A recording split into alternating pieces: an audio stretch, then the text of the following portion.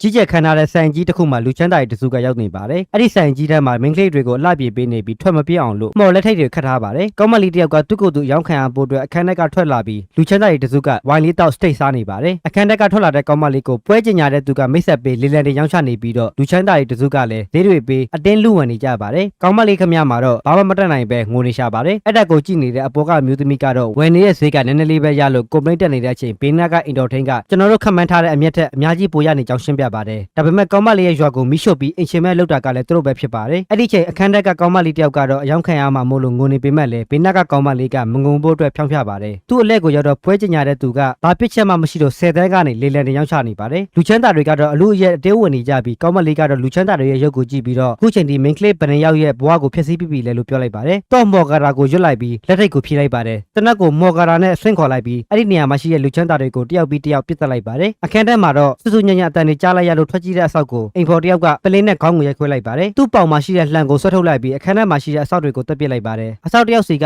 တော့ကိုဆွဲထုတ်လိုက်ပြီးကောင်းမလေးတွေစီကိုပစ်ပေးလိုက်ပါတယ်။အဲ့ဒီတော့တဲ့လက်ထိတ်ကိုဖြုတ်ပြီးဖက်ပြေးလို့မှားသွားပါတယ်။အပြင်မှာရှိတဲ့ကောင်းမလေးကတော့လူချမ်းသာတွေကိုတယောက်ပြီးတယောက်ပစ်တက်နေတဲ့အချိန်လုံချုံရင်းတယောက်ကလာတိုက်ခိုက်ပါတယ်။ခုနကအိမ်ဖော်ကလာကာကွယ်ပေးပြီးလုံချုံရင်းအင်အားအယမ်းများနေလို့သူ့ပေါင်မှာရှိတဲ့တနက်ကိုဆွဲထုတ်လိုက်ပြီးပစ်လိုက်ပါတယ်။ကောင်းမလေးကမော်ဂါရာအကြီးစားရုပ်မှာမို့လို့အိမ်ပေါ်မလေးကိုအချိန်ဆွဲခိုင်းထားပြီးစံအိမ်ကိုဖောက်ခွဲပစ်လိုက်ပါတယ်။အဲ့ဒီအချိန်လေးကိုအိမ်ပေါ်မလေးနဲ့ကောင်းမလေးအပေါင်းမတွေကအပြင်ကနေကြည့်နေပါတယ်။အဲ့ဒီစံအိမ်မှာရှိတဲ့မြို့သားကတကယ်အပြစ်ရှိကြောင်ခိုင်လုံပြီးမို့လို့စနိုက်ပါနဲ့ပစ်တက်လိုက်ပါတယ်။တစ်ဖက်မှာတော့လွတ်ကျန်ရင်သမားတယောက်ကမာဖီးယားတွေကိုစနိုက်ပါနဲ့ရှင်းလင်းပစ်နေပါတယ်။ဘေးနားကလက်ထောက်ကတော့အချက်လက်တွေကိုတီးနေရဘယ်တယောက်ကိုပစ်ကမယ်ဆိုပြီးထိုင်ပြောပြနေပါတယ်။တက်ကမဲ့လူရီအတွက်ပြစ်သွားလို့တောင်ပြီးဆုံးပြီဆိုပြီးပြန်ဖို့အတွက်အထုပ်ပြင်ဆင်ဖို့လုပ်ပါတယ်။သူ့ရဲ့လက်ထောက်ကတော့ကြံနေတဲ့မာဖီးယားအဖွဲ့ဝင်တွေကိုအခုချိန်မှာတက်ပစ်လို့ရတယ်ဆိုပြီးပြောပါတယ်။အထက်ကအမိတ်ပေးလိုက်တာကလူ6ယောက်ပဲတက်ဖို့အတွက်မလို့အပ်ပဲတခြားသူတွေကိုတက်မှာမဟုတ်ဘူးလို့သူကပြောပါတယ်။အခုချိန်မှာမာဖီးယားအဖွဲ့ရဲ့အရေးကြီးပုဂ္ဂိုလ်တွေကိုမရှင်းလင်းနိုင်ရင်မာဖီးယားတွေကအသက်ပြန်ဝင်လာနိုင်ပါတယ်။ဒါပေမဲ့အထက်ကမာဖီးယားတွေအကုန်လုံးကိုအပြစ်ရှိပြစ်ချင်အဲ့ဒီလိုအမိတ်ပေးမှာပဲ။ဒါပေမဲ့သူတို့ရဲ့ရည်ရွယ်ချက်ကမာဖီးယားဖွဲ့စည်းပုံကိုတရားထားပြီးခေါင်းဆောင်တွေကိုအစားထိုးချင်တာဖြစ်နိုင်တယ်လို့ပြောပါတယ်။အဲ့ဒီမာဖီးယားဖွဲ့စည်းထဲမှာလည်းအထက်ကအသွင်ယူထားတဲ့လူတွေတောင်ပါနိုင်တာမို့လို့ခွင့်ပြုချက်မရှိပဲမတက်နိုင်တာလို့ပြန်ဖြေပါတယ်။သူတို့ပြန်တော့မဲ့အချိန်မှာပဲ drone တစ်စင်းကိုတွေးလိုက်လို့အသေးအံကားမောင်းပြီးထွက်ပြေးနေတဲ့အချိန်မှာပဲအဲ့ဒီ drone ကအပူကိုအာရုံခံနိုင်တဲ့ကင်မရာပါပါတယ်။အဲ့ဒါကြောင့်မို့ကားရဲ့ရှေ့မီးကိုဖွင့်ထားပြီးတနက်ကိုကားရဲ့ခေါင်းမိုးပေါ်မှာတွဲလောင်းချထားပြီးတနက်မောင်းကိုကျိုးနဲ့တုပ်လမ်းပေါ်မှာရှိတဲ့ဖုတ်တွေကြောင့်ကားကလှုပ်တဲ့အခါတနက်ကသူ့လိုပြစ်ပါလိမ့်မယ်။ငယ်ကြားကိစ္စတွေကရန်သူကပြန်ပြေးရင်ပြန်ပြေးဖို့အတွက်အမေးရထားတာမို့လို့သူတို့ပြစ်တဲ့အချိန်ကားပေါ်ကခုန်ချဖို့အတွက်ပလန်ဆွဲလိုက်ပါတယ်။ကားကပောက်ကွဲသွားရင်အပူကိုအာရုံခံနိုင်တဲ့ drone လည်းတာဝန်ပြီးပြောင်းသွားမယ်ဆိုပြီးထွက်သွားမယ်။နေကြားဆောက်ဂိတ်တွေကလည်းသူတို့တေးပြီးထိန်ပြီးထွက်သွားပါတယ်။ဒါပေမဲ့အပူကိုအာရုံခံနိုင်တဲ့ drone ကရှိနိုင်သေးတာမို့လို့မနဲ့မိုးလင်းလို့နေကထွက်တဲ့အပူချိန်ကလူခနာကိုအပူချိန်ကိုကျော်လွန်တဲ့အချိန်ပြန်မယ်လို့လုတ်ကျင်သမားကပြောပါတယ်။သူတို့နှစ်ယောက်အိတ်နေတဲ့အချိန်ကောင်းမလေးကဘလို့ဖြစ်လို့လုတ်ကျင်သမားဖြစ်လာတာလဲလို့မေးလိုက်ပါတယ်။ငါကအဲ့ဒီအဖွဲ့အစည်းထဲမှာပဲမွေးပြီးကြီးပြင်းလာတာငငယ်လေးကတည်းကလုတ်ကျင်တက်ဖြတ်နီလဲနေကိုတေးပေးခဲ့ပြီးလုတ်ကျင်တက်ဖြတ်ဖို့အတွက်ပြုစုပြောထောင်ခံခဲ့ရတာငါသိတာကလည်းလုတ်ကျင်တက်ဖြတ်ဖို့ပဲအဲ့ဒီအဖွဲ့အစည်းရဲ့အကြီးကျယ်ဆုံးလက်နက်ဖြစ်ကြတာဂုံယူတယ်ဘလောက်ထိပဲတက်ဖြတ်ရေးမှာတုံနေပါစေဘယ်လူသားမှအသက်ကြီးလာပြီးတေးမှာကိုရှောင်လွှဲလို့မရဘူးအဲ့ဒါကြောင့်မို့ဒီအလုပ်ပြီးရင်နားယူပြီးဂျပန်ကအဖွဲ့အစည်းတစ်ခုမှတက်တက်ဆလုတ်ကျင်သမားလေးတွေကိုပညာသင်ပေးပြီးလေ့ကျင့်ပေးမှာဖြစ်ပါတယ်အဲ့ဒါကြောင့်မို့လဲနင့်ကိုဒီမရှင်မှာတင်ယူဖို့အတွက်ခေါ်လာခဲ့တာလို့ပြောပါတယ်ကောင်းမလေးကသူ့ကိုအလုပ်တင်လို့ပြောလိုက်လို့ဒေါသထွက်ပြီးသူတို့နှစ်ယောက်စကားများငင်းခုန်ပြီးတဲ့အချိန်မှာတော့အိတ်သွားပါတယ်မနေ့ရောက်တော့အထက်ကိုမရှင်ပြီးမြောက်ကြောင်းတင်ပြလိုက်ပြီးတော့ passport အတုတွေနဲ့သူတို့စီးကိုင်းတဲ့လေယာဉ်နဲ့ဂျပန်ကိုသွားဖို့အတွက်အမိန့်ပေးလိုက်ပါတယ်သူတို့သွားနေတော့လေယာဉ်က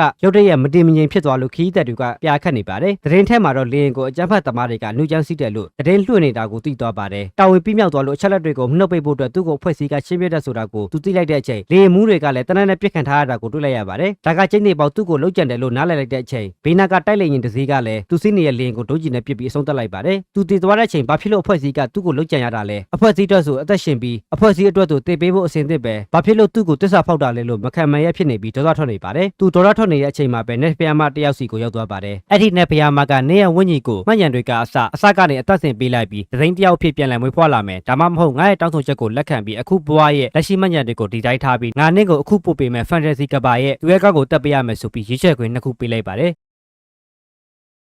်လုတ်ကျင်တမကလည်းအရင်ဘွားကတခြားသူရဲ့လက်နက်ဖြစ်ရှစ်တန်းမှအစားကိုဘွားနဲ့ပဲကိုရှစ်တန်းကျင်တာကြောင့်နှစ်ဖျားမိုက်တောင်းဆိုချက်ကိုရွေးချယ်လိုက်ပါတယ်သူရဲ့ကောင်းကရှင်းမွေးဖွားပြီး16နှစ်အကြာမှာမိစ္ဆာပရင်ကိုနှိမ့်နှင်းပြီးသူရဲ့ကောင်းအစွမ်းတွေနဲ့ကဘာကိုဖြစ်စီပြစ်မှာဖြစ်တဲ့အတွက်ကြောင့်မလို့မိစ္ဆာပရင်ကိုအရင်နှိမ့်နှင်းပြီးမှတက်ပြရမှာလို့နှစ်ဖျားမကရှင်းပြပါတယ်နှစ်ဖျားမကလည်းသူ့ရဲ့တောင်းဆိုချက်တွေကိုလက်ခံလိုက်တဲ့အတွက်ကြောင့်မလို့လုတ်ကျင်တမကိုစကေးတွေရွေးချယ်ခွင့်ပေးလိုက်ပါတယ်အရာအလုံးကိုကုသနိုင်ခြင်းစကေးဖဲတွေကိုအသစ်ဖန်တီးနိုင်တဲ့စကေးကက်တက်ချက်မရှိတဲ့တိုးတက်နိုင်ခြင်းစကေးနောက်ထပ်စကေးကတော့နှစ်ဖျားတွေမျက်စိမှားနေကြမယ်ထင်ပြီးအဲ့ဒီစကေးကို ရွေးချယ်လိုက်ပါတယ်နောက်တော့ကျန်တဲ့ skill ကတော့ရေလေမြေမီးအပြင်နောက်ထပ်အလင်းနဲ့အမောင်လည်းရှိပါတယ်လူတော်တော်များများကတော့အဲ့ဒီထက်က skill တစ်ခုခုနဲ့မွေးဖွားလာကြတာများပါတယ်သူကတော့အခြေခံရေလေမြေမီးကိုရွေးလိုက်ပါတယ်ရွေးချယ်ပြီးတော့နဖျားမကလုတ်ကြရင်အလုပ်ကိုလုပ်တဲ့ဆိုင်တစ်ခုမှမွေးဖွားလာမယ်ဆိုပြီးတခြားကဘာကိုပို့ပေးလိုက်ပါတယ်သူမွေးဖွားလာတဲ့အချိန်သူ့ကိုလူလို့နာမည်ပေးလိုက်ပြီးဘယ်နေရာဘယ်အိမ်ဘယ်မိသားစုမှာမွေးဖွားလာတာဆိုတာကိုသိသွားပါတယ်သူမွေးဖွားလာပြီး9နှစ်အကြာအရွယ်ရောက်တော့တောထဲမှာမဲလိုက်ပြီးသူ့ရဲ့အဖေနဲ့အမေကိုဂျုံသားရင်ချက်ကျွေးလိုက်ပါတယ်သူချက်နေတဲ့ဂျုံသားဟင်းကအရန်ကောင်းလို့သူ့ရဲ့အမေကတော့ဂုံလို့မဆုံးဖြစ်နေပါတယ်စားပြီးရင်လေ့ကျင့်အခန်းကိုလာခဲ့လို့သူ့ရဲ့အဖေကမှာလိုက်ပါတယ်လေ့ကျင့်အခန်းကိုရောက်တော့သူ့ရဲ့ဝတ်စားတွေကိုချွတ်ခိုင်းလိုက်ပြီးခနာကိုပုံစံအမျိုးမျိုးနဲ့ရက်ခိုင်းလိုက်ပြီးတပတ်တစ်ခါခနာကိုဖွင့်ပြမှုကိုစစ်ဆေးပြီးတော့နောက်ထပ်လေ့ကျင့်ရေးတွေကိုဆုံးဖြတ်ပေးနေတာဖြစ်ပါတယ်သူ့ရဲ့အဖေကနိုင်ငံရဲ့အကျော်ကြားဆုံးဆရာဝန်ဖြစ်သလိုအထူးကျော်ဆုံးလူ့ကျင်သမားလည်းဖြစ်ပါတယ်သူ့ရဲ့ခနာကိုဖွဲ့စည်းပုံအခြေအနေကိုကြည့်ပြီးသူ့ကိုမော်မျက်လုံးပေးမယ်လို့ပြောပါတယ်မော်မျက်လုံးကအမြင်အာရုံကိုပိုကောင်းစေပြီးတခြားသူတွေရဲ့မန္တန်ကိုယ်တော်မြင်နိုင်စွမ်းရှိပါတယ်အဲ့ဒါကြောင့်မို့သူကမော်မျက်လုံးကိုအသေးသက်လိုချင်နေတာဖြစ်ပါတယ်သူ့ရဲ့အဖေကလည်းမျက်လုံးကိုခွဲစိတ်ပြီးသူ့ကိုမော်မျက်လုံးအစွမ်းပေးလိုက်ပါတယ်မော်မျက်လုံးအစွမ်းထည့်ပေးပြီးဒဏ်ရာပြန်ကောင်းလာတဲ့အချိန်မှာတော့အရာအလုံးကိုကောက်ကောက်မြင်နိုင်စွမ်းရှိနေပါပြီတစ်ချိန်ကျရင်ကိုယ့်ရဲ့သားသမီးတွေကိုမော်မျက်လုံးထည့်ပေးရမှာမို့လို့မော်မျက်လုံးအစွမ်းထည့်ပေးနည်းကိုတင်ပေးမယ်လို့သူ့ရဲ့အဖေကပြောပါတယ်နောက်ပြီးမော်ပညာလေ့ကျင့်ဖို့အတွက်သူ့ရဲ့ဆရာကိုလည်းအိမ်အရောက်ခေါ်ထားပြီးပြီလို့ပြောပါတယ်သူ့ရဲ့ဆရာလည်းရောက်လာတော့သူနဲ့အသက်အရွယ်သူကောင်းမလေးဖြစ်နေပါတယ်ကောင်းမလေးကလည်းသူ့ကိုအထင်သေးတဲ့မျက်လုံးနဲ့ကြည့်နေတဲ့မင်းသားကိုသူ့မှာပါရမီရှိကြောင်းမော်ကာတာကိုရွတ်ပြလိုက်ပြီးတက်သိပြလိုက်ပါတ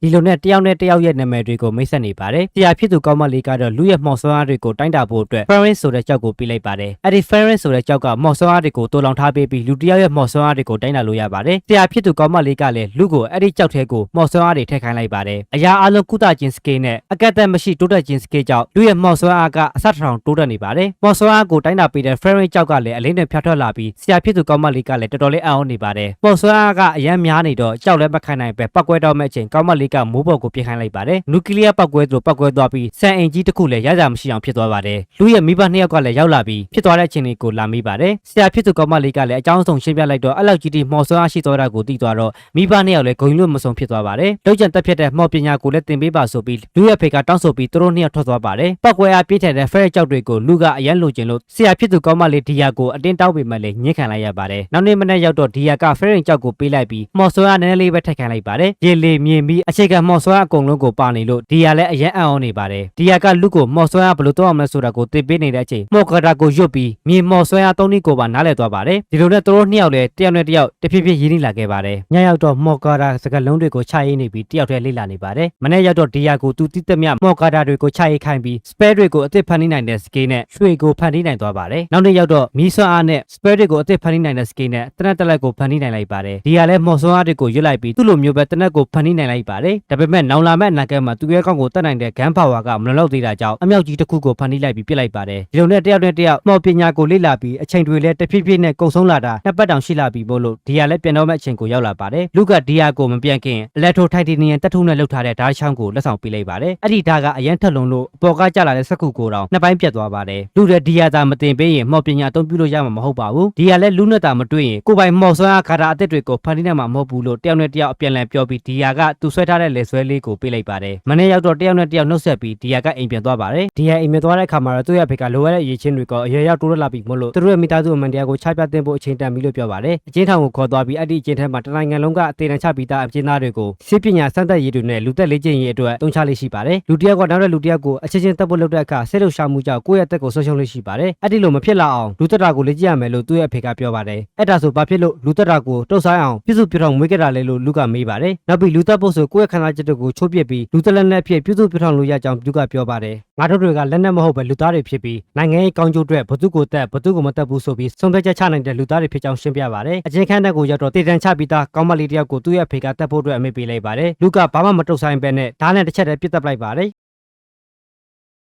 နောက်နေ့မနေ့ရောက်တော့ကောင်းမလေးတယောက်တောထဲမှာအာဟာရတဲ့ချွတ်တက်ပြီးသူ့ရဲ့အိမ်ကအရက်ဆင်းရတော့လူအရေးအတွက်များလာတာကြောင့်ဗဇာပေါက်တစ်ပေါက်ရှော့ချရေးအတွက်သူ့ကိုအိမ်ကနေဆွတ်ပစ်လိုက်တာဖြစ်ပါတယ်အဲ့ဒီချိန်သူ့ရဲ့ဘေးနားမှာဝင်ပလေတွေကရောက်လာပြီးသူ့ကိုတိုက်ခိုက်တက်စားဖို့လုပ်ပါတယ်တစ်ဖက်မှာတော့လူကသူ့ရဲ့မိသားစုနဲ့ဈေးဝယ်ထွက်ပြောပါနေပါတယ်တစ်ချိန်ထဲမှာပဲသူ့လိုမျိုးမော်ဆွမ်းအားသုံးနိုင်တဲ့လူကိုရှာနေပေမဲ့ရှာမတွေ့လို့ခက်တွေ့နေပါတယ်သူ့ရဲ့အသက်10နှစ်ရှိပြီဖြစ်ပြီးနောက်10နှစ်ကျရင်သူ့ရဲ့ကောင်းကိုတက်ရမှာမို့လို့လိုရတဲ့လုံကျန်တက်ဖြတ်ရေးအရေးချင်းတွေကိုလည်းသိပြီးနေပေမဲ့လည်းမော်ဆွမ်းအားသုံးနိုင်တဲ့လက်ထောက်ကိုလိုနေတာဖြစ်ပါတယ်ဒီကဘာမှာမော်ဆွမ်းအားသုံးနိုင်တဲ့သူတွေတော်တော်များများကအထက်တန်းစားတွေဖြစ် ပြီးအထက်တန်းသားတစ်ယောက်ကိုကိုယ့်ရဲ့လက်ထောက်အဖြစ်တင်သွင်းဖို့ကလည်းခက်ခဲတာကြောင့်တာမန်ပြည်သူတွေစီကမှော်ဆွမ်းအားသုံးတဲ့သူကိုရှာနေတာဖြစ်ပါတယ်။နောက်နေ့မနေ့ရောက်တော့အမဲလိုက်ဖို့အတွက်တောထဲကိုထွက်လာတဲ့အချိန်ဝင်းပလီဦးတန်ကိုကြားလိုက်ရတော့အမဲလိုက်ဖို့အတွက်ရောက်သွားပါတယ်။ဝင်းပလီအုပ်စုရဲ့တိုက်ခိုက်မှုကိုခံရတော့မှကောင်းမလေးကိုကယ်တင်ပေးလိုက်ပါတယ်။အလီအမြန်မဲ့ဝင်းပလီတွေကိုအပြတ်ရှင်းလိုက်ပြီးကောင်းမလေးကိုမင်းဘသူလဲဘာဖြစ်လို့ဒီတောအုပ်ထဲမှာတယောက်တည်းရှိနေတာလဲလို့မေးလိုက်ပါတယ်။ကောင်းမလေးကသူ့ရဲ့မိသားစုကအရန်ဆင်းရဲတော့စားကြမလုံတော့တာကြောင့်ပါဇက်တစ်ပေါက်ရှော့ချရေးအတွက်သူ့ကိုဆွပြစ်လိုက်ကြောင်းရှင်းပြပါတယ်။ကောင်းမလေးကအရန်ပိုက်စာနေတော့အစားတော့ကျွေးပြီးသူကဒီမျိုးရဲ့မျိုးသားသားဖြစ်ကြောင်းပြောပြပါတယ်။ကောင်းမလေးကအိမ်မက်ထဲမှာနက်ဖျားမကတနေ့ကံပါတဲ့သူတယောက်တော့တွေ့လိုက်မယ်လို့ပြောပါတယ်။လူကလည်းနက်ဖျားမကသူ့အတွက်ဆစ်လုတ်ထားကြောင်းချစ်ရင်းမိသွားတော့သူနဲ့လိုက်ခဲ့ဖို့အတွက်ပြောပါတယ်။သူနဲ့လိုက်ခဲ့ရင်အစားတော့ပူစရာမလိုတဲ့အပြင်နေစရာလည်းပူစရာမလိုတော့ဘူး။ဒါပေမဲ့ငါနဲ့လိုက်ခဲ့ရင်တမတ်ချက်တွေတော့ရှိတယ်လို့လူကပြောပါတယ်။ငါကလူသက်ဘူးတဲ့နောက်ထပ်လူအများကြီးကိုလည်းထက်သက်အောင်ပါငါလုံးမှာဝင်ကူစေချင်တယ်လို့ပြောပါတယ်။ကောင်းမလေးကလည်းလက်ခံလိုက်ပြီးသူ့ရဲ့နာမည်ကထားတယ်လို့မိတ်ဆက်ပေးလိုက်ပါတယ်။ဒီအဖြစ်အပျက်တွေမတိုင်ခင်လူကအမြဲတမ်းရှာနေတဲ့မော်ဆွမ်းရှိတဲ့သူကိုတွေ့သွားပါတယ်။တာတယ်ကသူ့ရဲ့အိမ်မက်ထဲမှာနက်ဖျားမကလမ်းပြပေးတယ်လို့ပြောလဲပြောကောလူကသူ့အတွက်ပို့ပေးလိုက်တယ်ဆိုတာကိုတန်းသိသွားပါတယ်။ကောင်းမလေးကိုဝင်းပလီလက်ထက်ကကဲလိုက်တဲ့အပြင်အစာကျွေးဂီးနာထားကာကွယ်ပေးလိုက်တဲ့အတွက်ကြောင့်မလို့လူကျင်မှုကိုရအောင်ယူထားပြီးပြီဖြစ်ပါတယ်။ငါလူသက်တယ်ဆိုတော့လျှို့ဝှက်ချက်ကိုလည်းပြပြလိုက်ပြီးကြတဲ့ကလူကျင်မှုကိုလည်းရအောင်ယူပြီးပြီငါကိုဘရောမသက်စာဖောက်မှမဟုတ်ဘူးအလုံးကစီစဉ်ထားတဲ့အတိုင်းဆိုပြီးလူကစိတ်ထက်ကလည်းပြောနေပါတယ်။နှစ်နှစ်ကြာတော့တာတယ်နဲ့လူကအရွယ်ရောက်လာပြီဖြစ်ပါတယ်။တာတယ်ကအစင်ကန်တယောက်အနေနဲ့ပါတာဝန်ကျုံနေမဟုတ်ပဲအရင်အကိုအားထားဖြစ်နေလို့အမေဖြစ်သူကချီးမွမ်းနေပါတယ်။လူကတာတယ်ကိုလေ့ကျင့်ရေးခန်းကိုလာခဲ့ဖို့မှာလိုက်ပါတယ်။လေ့ကျင့်ရေးခန်းကိုရောက်တော့လူကသူ့အဖေသူ့ကိုတင် ကြားပေးထားတဲ့အတိုင်းတာတက်ရဲ့ခန္ဓာကိုယ်ဖွံ့ဖြိုးမှုကိုစစ်ဆေးပြီးနောက်ထပ်ဗာလေ့ကျင့်ရေးကိုလုပ်ရမယ်ဆိုတာကိုဆုံးဖြတ်ပေးနေပါတယ်တာတက်က2နှစ်အတွင်းလုပ်ကြံတက်ဖြတ်ရေးနီးလန်းတွေကိုပါတက်မြောက်တယ်မကပဲအစီကံတယောက်အနေနဲ့အထက်တန်းသားတယောက်ရဲ့ရင်ကျေးတိမ်မွေးမှုတွေကိုပါတင်ယူနိုင်ခဲ့ပါတယ်လေ့ကျင့်ရေးပြီးတော့တာတက်ကလူကိုအနောက်ကနေဓာတ်နဲ့ထိုးဖို့ကြိုးစားပါတယ်ဒါပေမဲ့သူပဲပြန်ပြီးအချုပ်ခံလိုက်ရပါတယ်အမှန်တကယ်တော့လုပ်ကြံတက်ဖြတ်ရေးသမားတွေဆိုတာကလူတွေသတိမထားမိတဲ့အချိန်တိုက်ခိုက်တာကလုပ်ကြံတက်ဖြတ်ရေးသမားလို့လူကတင်မိထားတာမလို့အနောက်ကနေဓာတ်နဲ့ထိုးဖို့ကြိုးစားခဲ့တာဖြစ်ပါတယ်ဒါပေမဲ့ဓာတ်အတူကသူ့အနေနဲ့ကြိုးချင်ချင်မကင်တက်လို့ချက်ဆုံးသွားတာဖြစ်ပြီးလှန်ရှင်နဲ့သာဆိုရင်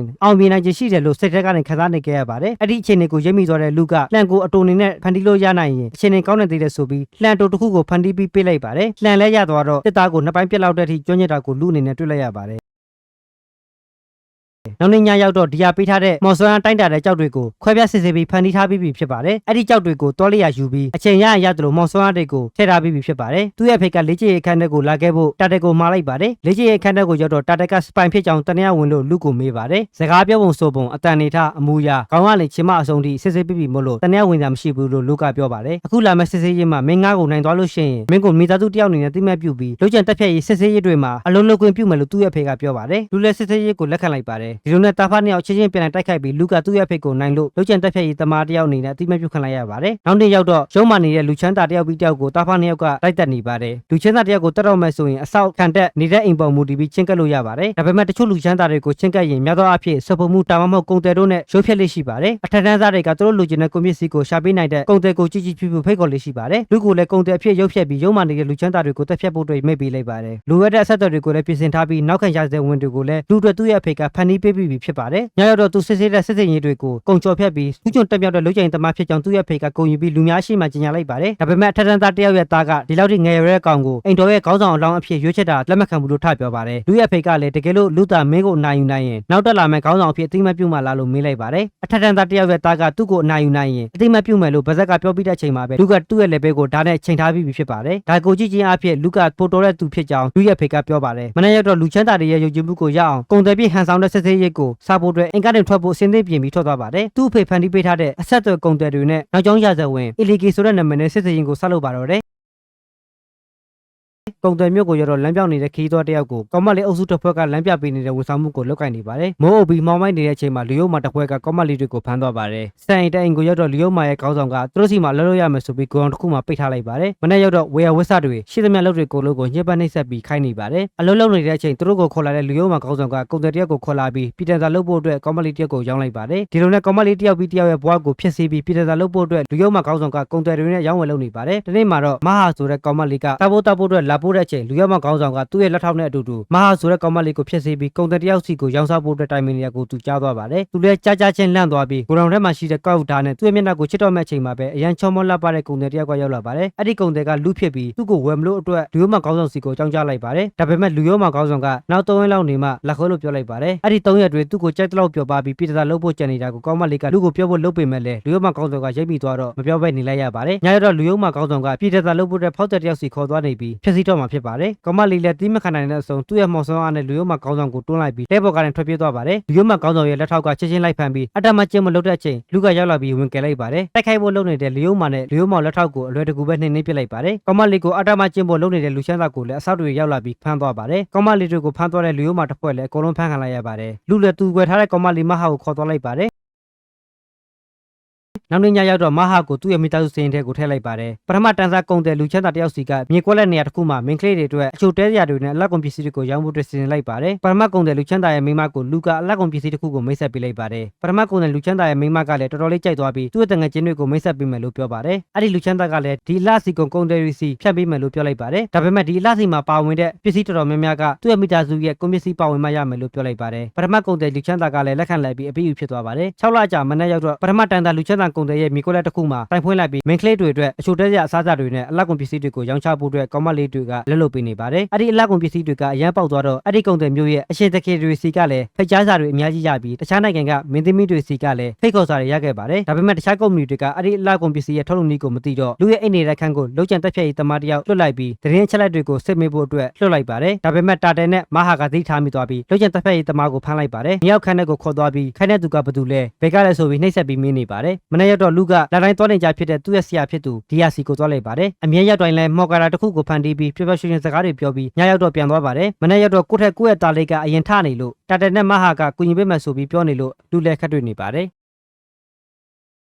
်မဟာရဲ့တငယ်ချင်းတွေကအလုတ်ကနေအပြန်လူရန်က2ယောက်ကဓာတ်နဲ့ထောက်ပြီးဓမြလာတိုက်ပါတယ်မဟာကချက်ချင်းရောက်လာပြီးဓမြလာတိုက်တဲ့သူတွေကိုကန်ထုတ်လိုက်ပါတယ်မမြင်ဘူးတဲ့မျက်နှာတွေကြောင့်အပြင်ကလူမဲရိပ်မိသွားတဲ့မဟာကသူ့ရဲ့တငယ်ချင်းတွေကိုထိရင်တက်ပြစ်မယ်လို့ဓာတ်နဲ့ထောက်ပြီးချင်းချောက်လိုက်ပါတယ်မနေ့ရောက်တော့တာတက်ကစစ်ပွဲမှာသူတက်ခဲ့တဲ့လူတွေရဲ့ကြဲသီးကိုလူကိုပေးလိုက်ပါတယ်လူကတာတက်ကိုတိုက်ခိုက်ရေးအတွေ့အကြုံရအောင်စစ်မြေပြင်ကိုပို့လိုက်တာဖြစ်ပြီးမဟာကိုတော့သတင်းအချက်အလက်နဲ့ငွေကြေးကိစ္စတွေကိုကင်တွယ်ခိုင်းခဲ့တာဖြစ်ပါတယ်ကုန်တယ်မျိုးကိုရောက်တော့2နှစ်ရှိပြီဖြစ်ပြီးအဲ့ဒီ2နှစ်အတွင်းမှာသူဟန်ဆောင်ထားတဲ့အီကလီဆိုတဲ့နာမည်နဲ့လူအတိုင်းဝိုင်းမှာရောင်းတော့နေထိုင်ခဲ့ပါတယ်သူ့ရဲ့အလားကုန်ပစ္စည်းအိုဟာရာဆိုတဲ့ brandကိုလည်းအောင်မြင်မှုတွေရအောင်လုပ်နိုင်ခဲ့သလိုငယ်ရွယ်ပြီးအောင်မြင်တဲ့လူတစ်ယောက်အနေနဲ့ကောဘွဲတွေအများကြီးကိုလည်းဖိတ်ကြားခံခဲ့ရပါတယ်။အဲ့ဒီကနေပြီးအဆက်အသွယ်တွေအများကြီးရခဲ့သလိုသတင်းအချက်လက်ကိုရင်းတစ်ခုကိုလည်းဖန်တီးနိုင်ခဲ့ပါတယ်။လူရိုးမှာလူချမ်းသာတွေကိုတတ်ဖို့အတွက်သူဟန်ဆောင်ပြီးနေထိုင်ခဲ့တဲ့ဘဝစစ်စင်ရေးကလည်း2နှစ်ပြည့်တော့မှာဖြစ်ပါတယ်။ညရောက်တော့လူကသူမရှိတဲ့အချိန်မှာမဟာကိုအလှကုန်ပစ္စည်းနဲ့အယောင်ကိစ္စတွေအကုန်လုံးကိုကင်တွယ်ဖို့အမိန့်ပေးလိုက်ပါတယ်။ကုန်တယ်မျိုးရဲ့အိန္ဒိနာချင်းမျိုးကိုလည်းအလှကုန်ပစ္စည်းနဲ့အချိုတဲစရာအစားအစာတွေကိုဖြန့်ကျဲဖို့အတွက်နေရာတစ်ခုတွေ့ထားပြီးလို့မဟာကလူကိုတင်ပြလိုက်ပါတယ်။အဲ့ဒီနေရာကအရင်တုန်းကကြော်ကြားတဲ့ကုမ္ပဏီတစ်ခုကပိုင်ဆိုင်ခဲ့တာဖြစ်ပြီးအဲ့ဒီကုမ္ပဏီကောင်းဆောင်ပြောင်းခဲ့တဲ့ကစီးပွားရင်ကျဆင်းလာပြီးအဲ့ဒီကုမ္ပဏီရဲ့ပိုင်ဆိုင်မှုတွေကလည်းနည်းနည်းချင်းဖျက်ရောင်းလာလို့အခုချိန်ဝယ်ရင်အတင်းတော်ဆုံးလို့မဟာကပြောပါတယ်အမှန်တကယ်တော့အဲ့ဒီနေရာကမဟာရဲ့အဖေပိုင်ဆိုင်ခဲ့တာဖြစ်ပြီးသူ့ရဲ့အဖေညာလက်ယုံတစ္ဆာဖောက်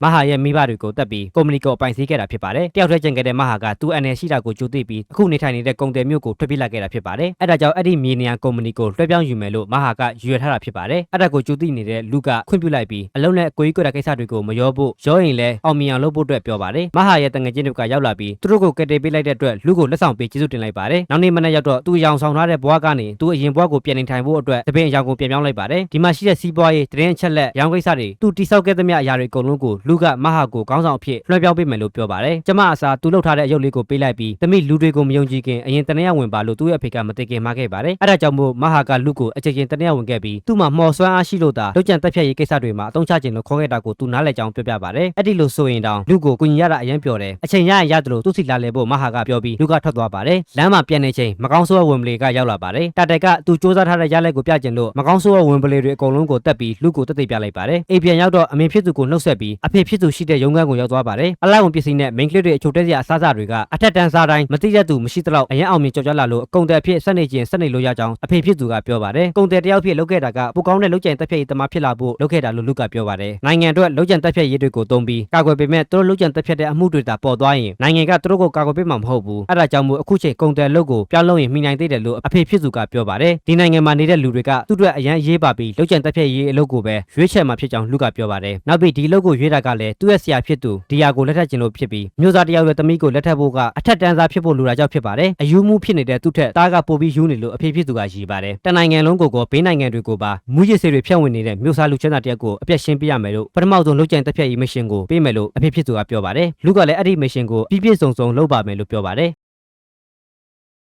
အရင်ဆုံးအနေနဲ့အဲ့ဒီမျိုးစားလူချမ်းသာကငွေစေးတွေကိုတနိုင်ငံလုံးကိုရောင်းချနေတာဟုတ်လားမဟုတ်လားဆိုပြီးသတင်းချက်လက်တွေကိုအတည်ပြုဖို့အတွက်မဟာစီကိုလှုပ်အပ်စာရေးပြီးခိုးနှက်ပို့လိုက်ပါတယ်နောက်နေ့ညရောက်တော့အဲ့ဒီမျိုးသားလူချမ်းသာကိုတတ်ဖို့အတွက်အဲ့ဒီမျိုးသားလူချမ်းသာနေနေတဲ့မြို့ကိုရောက်သွားပါတယ်မြို့ထဲမှာသွားနေတုန်းလူမရှိတဲ့လမ်းကြိုလမ်းကြားထဲမှာကောင်းမလေးတယောက်ကယူလာရောက်ပါတယ်အဲ့ဒီယူကိုမြင်ကြည့်လိုက်တော့ငွေစေးပါနေတာကိုလူကသိသွားပါတယ်ရောက်နေတဲ့ယူဘူးအကုန်လုံးကိုခွဲပြစ်လိုက်တဲ့အချိန်လူထဲကိုငွေစေးထည့်ရောက်နေတဲ့လူရန်ကားအဖွဲ့ကရောက်လာပါတယ်အချိန်မှအဲ့လူရန်ကားအဖွဲ့ကိုမှောက်သိပ်လိုက်ပါတယ်လူရောက်နေတဲ့ကောင်းမလေးရဲ့အမေကငွေစေးဆွဲနေတာဖြစ်ပြီးငွေစေးမဆွဲတော့တဲ့ခန္ဓာကိုယ်ဖြစ်လူကလုတ်ပေးလိုက်ပါတယ်ညနေရောက်တော့သူစုံစမ်းခိုင်းထားတဲ့လူချမ်းသာကငွေစေးဖြတ်ဝင်လားမဖြတ်ဝင်ဘူးလားဆိုတာကိုမဟာကသတင်းပို့လိုက်ပါတယ်လျှို့ဝှက်စာကိုဖတ်ပြီးအဲ့ဒီမျိုးသားလူချမ်းသာကငွေစေးဖြတ်ဝင်တာမှန်ကန်တော့လုံးချံဖို့အတွက်ပြင်ဆင်ပါတော့တယ်မနေ့ရောက်တော့မဟာကတာတဲနဲ့ဆက်ဆံရေးဘယ်လိုနေလဲဆိုတာကိုမေးပါတယ်လူရိုးကြီးလူကတော့နားမလည်နိုင်ဖြစ်နေပါတယ်တာတဲကလူအပေါ်တမီးသားဆက်ဆံရေးလိုချင်နေတာဖြစ်ပြီးသူလည်းတမီးသားဆက်ဆံရေးလိုချင်ကြောင်းပြခွင့်ပတ်ပါတယ်မဟာနဲ့တာတဲကမိသားစုဝင်တွေဖြစ်ပြီးတမီးသားဆက်ဆံရေးရှိလာမှာမဟုတ်ဘူးလို့လူကပြောပါတယ်တရားဖြစ်သူဒီရရှိသေးတာကြောင့်မှတ်လာလို့မဟာကမေးပါတယ်တာတဲနဲ့သူနဲ့ကဒုတိယမြောက်မင်းငယ်ဒါမှမဟုတ်တတိယမြောက်မင်းငယ်ဖြစ်စစ်ထဲမှာထားမှာမဟုတ်ကြောင်းမဟာကပြောပါတယ်ဒါပေမဲ့အလက်ကုန်ပစ္စည်းလုပ်ငန်းနဲ့သတင်းချက်လက်ကွင်းရဲ့မှာပယ်ချရင်တော့ပယ်ချလို့မရတဲ့အရေးကြီးတဲ့သူတယောက်ဖြစ်လာရင်အဲ့ဒါကိုချက်ကင်ပြီးလူနဲ့လက်ထပ်မယ်လို့မဟာကပြောပါတယ်လူကငါတင်ပေးထားတဲ့နီလန့်တွေကိုသုံးပြီးငါ့ကိုပြန်ပြီးအချက်ကင်လိုက်မယ်လို့မထင်ထားတာကြောင့်တကယ်ကိုထူးခြားတဲ့တပည့်ပဲလို့မဟာကိုချီးမွမ်းပါတယ်မျိုးသားလူချမ်းသာရဲ့အိမ်ကိုရောက်တော့အဲ့ဒီမျိုးသားလူချမ်းသာရဲ့မိန်းမကထွက်ပြီးကြိုပါတယ်အမှန်တကယ်တော့လူကအလက်ကုန်ပစ္စည်းရောင်းရင်းနဲ့အဲ့ဒီလူချမ်းသာကမွေးဆေးတွေကိုတနိုင်ငံလုံးကိုကောအိန္ဒိယချင်းဘေးနိုင်ငံတွေကိုပါရောင်းနေလားဆိုတာကိုလာတီးပြတာဖြစ်ပါတယ်မျိုးသားရဲ့မိန်းမကိုလက်ကုန်ပစ္စည်းရောင်းနေရင်းနဲ့အဲ့ဒီမျိုးသားကထွက်လာပါတယ်ညရောက်ရင်အဲ့တဲ့တွေကိုဖိတ်ခေါ်ထားတယ်လို့မျိုးသားကပြောပြီးထွက်သွားပါတယ်ညရောက်တော့သူ့ရဲ့လက်ကုန်ပစ္စည်းတွေကိုတခြားမိန်းကလေးတွေကိုကောကျညာရင်းနဲ့မျိုးသားစီကနေသတင်းချက်လက်တွေကိုလူကနှိုက်ယူနေပါတယ်ရှက်ပေါင်းမျိုးစွာကြာပြီးရဲ့နောက်မျိုးသားကညမဲခင်ဝိုင်လေးတောက်ပြီးရှုကင်းကိုခံစားတတ်တယ်လို့မျိုးသားရဲ့မိန်းမစီကသတင်းချက်လက်ရထားပါတယ်အဝေးတနေရာကနေစနိုက်ပါနဲ့မျိုးသားထွက်လာမဲ့အချိန်ကိုစောက်ပြီးပြစ်တက်လိုက်ပါတယ်မိန်းမဖြစ်သူကထွက်လာပြီးငိုယိုနေတာကိုတွေ့သွားတဲ့လူက